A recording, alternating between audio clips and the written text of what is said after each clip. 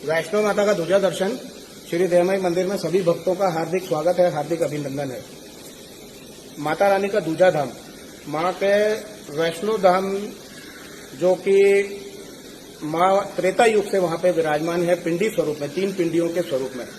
जब रामा अवतार हुए थे तब राम जी को पाने की माता रानी के मन में प्रबल इच्छा प्रकट हुई।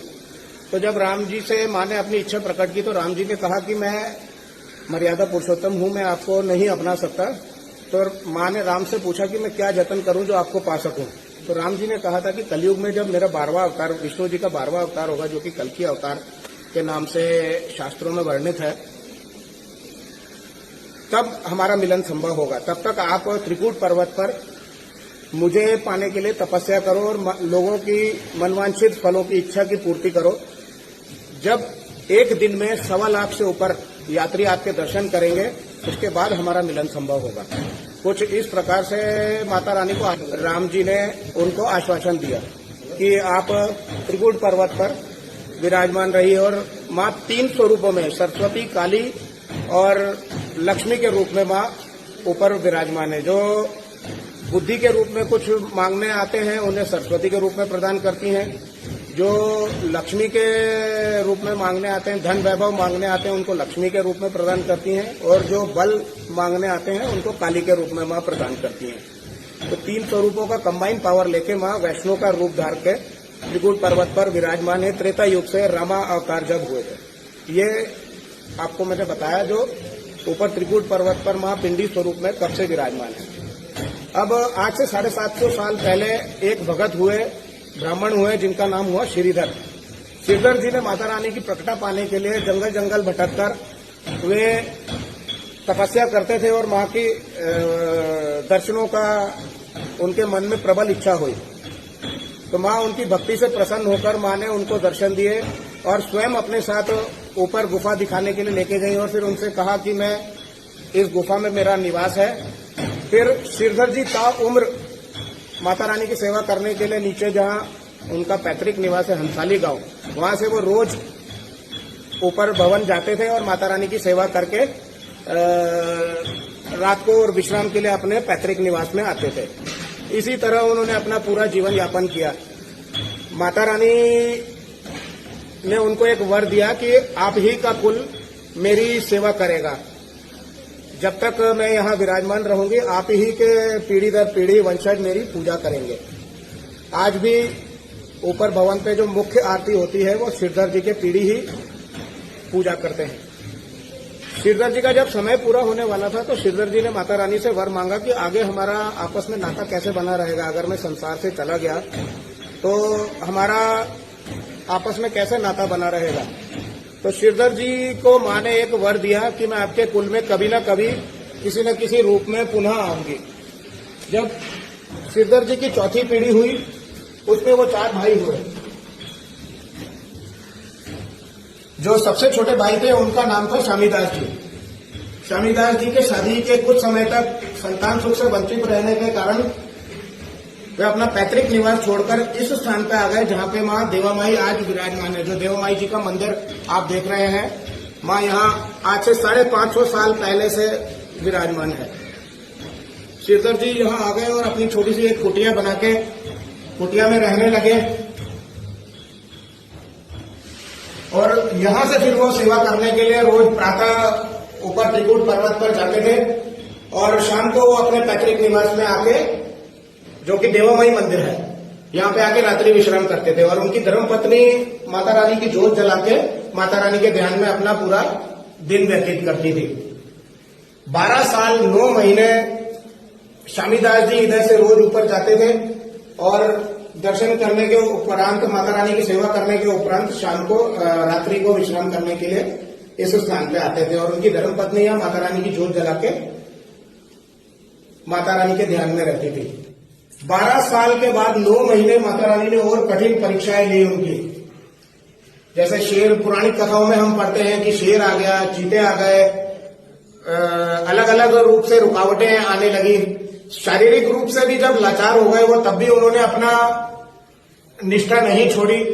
तो फिर मां इसी स्थान पे, जहां आज देवामयी मंदिर पे मां विराजमान है, इसी स्थान पे मां चैत्र नवरात्र सप्तमी, चैत्र नवरात्र सप्तमी के दिन मां प्रकट हुई।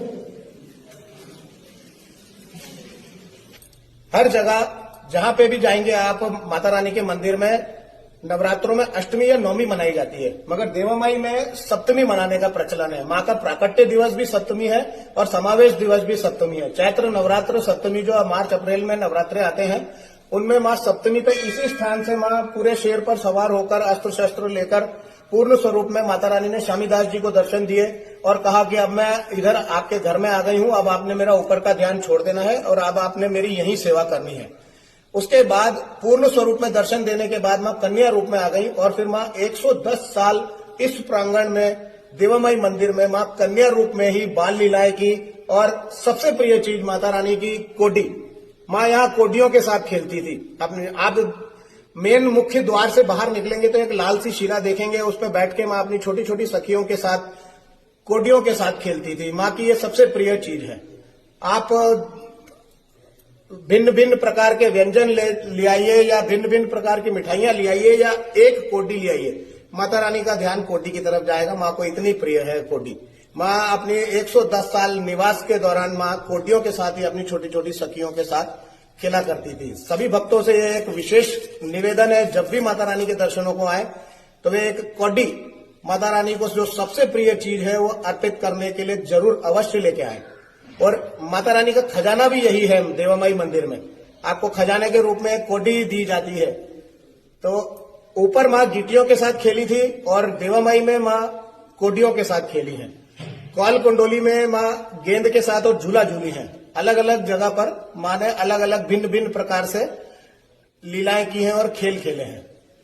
चैत्र नवरात्र सप्तमी पे प्रकट होने के बाद मां 110 साल फिर कन्या रूप में रहने के उपरांत जब मां का पूरा यहाँ का लीला का समय पूर्ण हो गया तो मां ने कहा अब मैं पूर्ण स्वरूप में मैं ना रहते हुए पिंडी स्वरूप में रहूंगी। फिर मां 110 साल बाद इसी स्थान पे समाई जहां अभी आप पिंडी स्वरूप मां देवामाई जी का भव्य रूप देख रहे हैं। इसी स्थान पे मां समाई और फिर जब मां धरती में समा रही थी तो ये शिला प्राकृतिक रूप से प्रकट हुई, ये निर्मित नहीं है। सब गौर से सुनिएगा, ये निर्मित नहीं है। ये जब मां धरती में समा रही थी तब ये शिला प्राकृतिक रूप से प्रकट हुई। फिर मां ने वर दिया कि जो भगत किसी भी कारणवश ऊपर वैष्णो देवी नहीं जा सकता वो यहां आके मेरे दर्शन करेगा तो उसको भी उसी प्रकार फल प्राप्त होगा जो वैष्णो देवी के दर्शनों का फल मिलता है। तो ये वैष्णो माता का दूजा दर्शन जिसे कि देवामाई कहते हैं। और मैं आपको एक ये भी बात बताता चलूं कि दूजा दर्शन क्यों कहलाता है। कि कई बार यात्रियों के मन में संशय रहता है कि दूजा दर्शन क्यों कहते हैं। तो आज से 50-60 साल पहले जब गाड़ी नहीं होती थी, मोटर व्हीकल नहीं होते थे, पैदल यात्रा चलती थी, तो जब जम्मू से चलते थे लोग पैदल यात्रा वैष्णो देवी के लिए तो थोड़े से थकावट के बाद 8-10 किलोमीटर चलने के बाद जब थोड़ी थकावट होती थी पानी वानी पीने के लिए या चाय पीने के लिए वो विश्राम स्वरूप कौल कुंडोली मंदिर में रुकते थे, इसलिए वो पहला दर्शन कहलाता है। और फिर वहां से चलने के बाद देवामाई मंदिर जहां विराजमान है, इसके पीछे पहाड़ी के पीछे एक ओली माता मंदिर है। शाम के विश्राम के लिए भगत वहां पे रुकते थे और रात्रि विश्राम के लिए देवामाई मंदिर में आते थे, इसलिए इसको दूजा दर्शन कहते हैं। यहां से यात्री दर्शन के लिए प्रातः दूसरे दिन उठकर वैष्णो देवी के दर्शनों को जाते थे और रात्रि विश्राम के लिए पुनः यहीं आकर विश्राम करते थे और यहां से फिर वो अपनी वापसी की जम्मू की यात्रा पूर्ण करते थे, इसलिए इस धाम को दूजा दर्शन कहते हैं। सभी भक्तों की मां मनोकामनाएं पूरी करें, मां सभी भक्तों को जल्दी जल्दी अपने दर्शनों को बुलाएं। इन्हीं शुभकामनाओं के साथ श्री देवामाई मंदिर से माता रानी के सभी प्रिय भक्तों को जय माता दी। जयकारा देवामाई जी दा, बोल साचे दरबार की जय।